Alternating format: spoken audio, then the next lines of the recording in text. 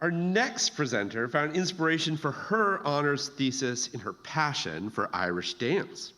Annie Robinson is a senior from Fairborn, Ohio. She is majoring in health science with a concentration in exercise and movement science. She has worked with Dr. Kim Bigelow from the School of Engineering to study dance injuries in the competitive Irish dance community.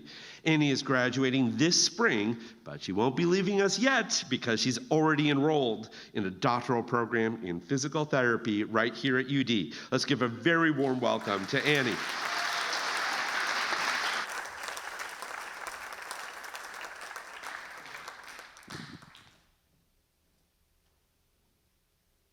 When I walked into my first Irish dance competition, it was much like walking into a Shirley Temple convention.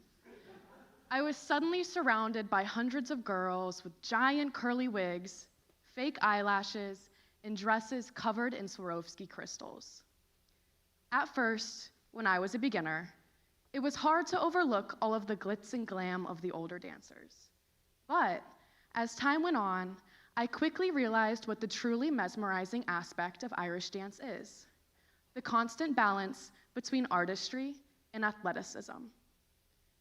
Dancers are expected to combine both grace and power within their technique, turning their feet into instruments in an effortless manner.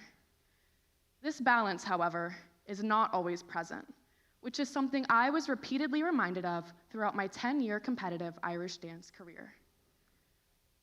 As the Irish dance world has become more competitive over the past few decades, the technique has become increasingly difficult, forcing dancers to jump higher, kick higher, all at the expense of the dancer's physical health. A 2018 study looking at championship-level Irish dancers found that over 80% of them had experienced some sort of pain or injury related to dancing within the previous year alone. On top of that, a 2021 systematic review revealed that self-reported injury rates are much higher in Irish dancers when compared to other types of dance, such as ballet and tap. For me, this high injury prevalence presented itself with a great number of injuries, with the worst resulting in ankle reconstruction surgery when I was only 13. The one thing that helped me express myself at that awkward middle school age was suddenly stripped from me for 7 months as I went through intense physical therapy to regain both my strength and overall confidence. Despite this unfortunate similarity that brings together so many Irish dancers, research regarding what contributes to the high injury prevalence within this population is scarce. Within my research, I decided to see how fatigue affects one particular movement that is relatively common in championship-level choreography: the 360. Much like the name implies, this move is characterized by a dancer jumping off one foot and turning 360 degrees in the air before landing on the opposite foot. Whenever we apply any pressure to the ground, whether during walking, running, or dancing, the ground actually exerts that same force back onto us, known as ground reaction force. You may have heard this idea in a different way through Newton's third law. Every action has an equal and opposite reaction. That being said, in large jumps like the 360, gravity has more time to pull a dancer down, increasing the force they exert onto the ground during the landing. As a result, this increases that same force experienced back onto the dancer. A similar feeling to this is when you're walking down the stairs and you accidentally miss a step. I'm sure we've all done it at some point. You most likely feel a greater amount of pressure on your foot and ankle in comparison to what you feel when you walk down the stairs normally. What makes large jumps like the 360 unique in Irish dance, however, is that dancers are forced to land up on their toes with their knees completely straight, unlike in ballet, where dancers are allowed to land in a plie-like motion.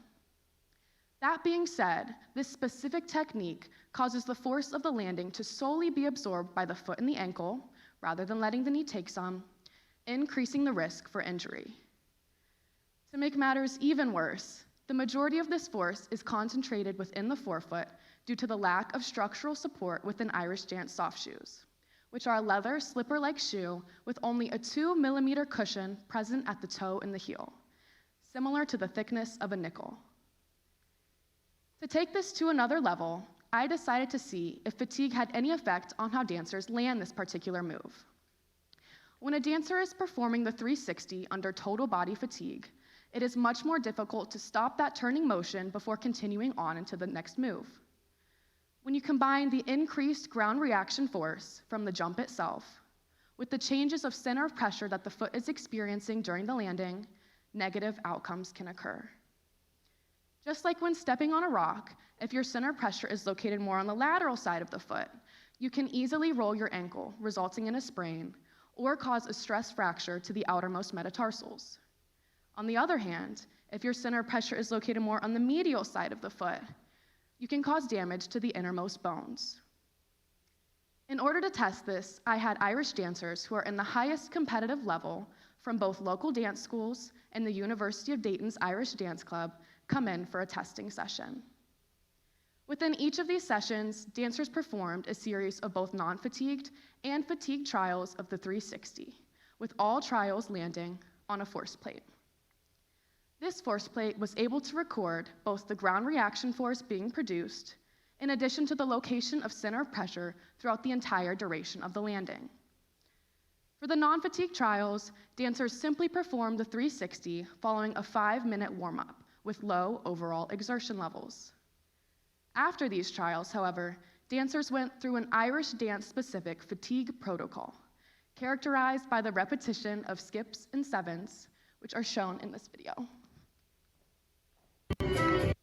Maybe.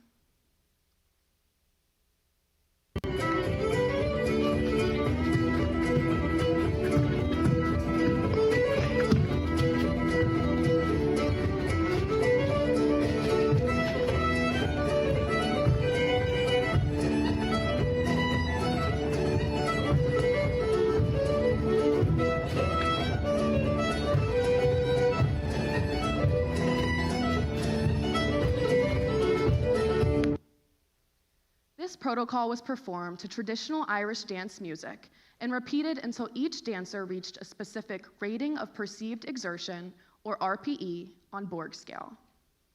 An RPE of 6 equates to the overall exertion felt by someone simply lying in bed with minimal movement, while an RPE of 20 represents maximal exertion that cannot be sustained over time.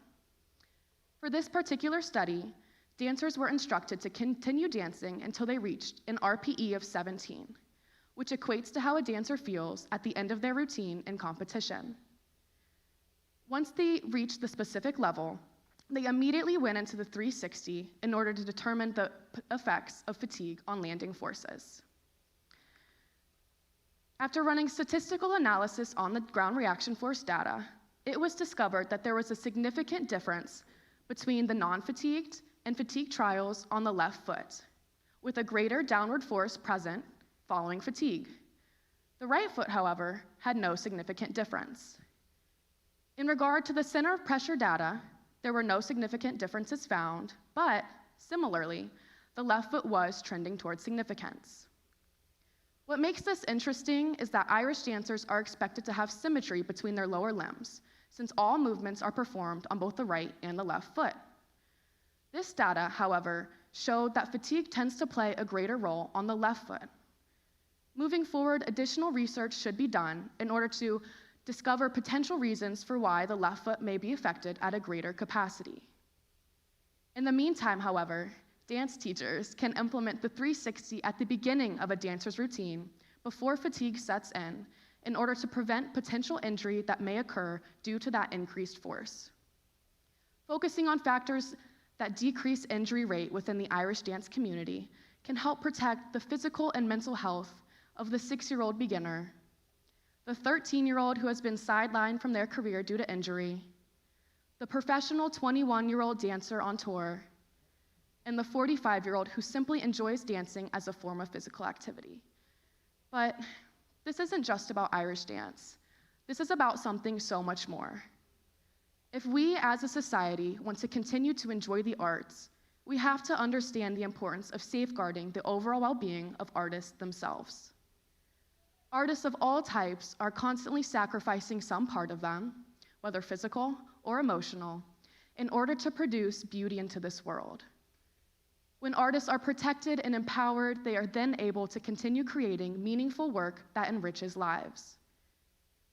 By recognizing their contributions and advocating for their rights, we instill a culture of appreciation and support for the arts, encouraging people of all ages to pursue their creative passions without fear.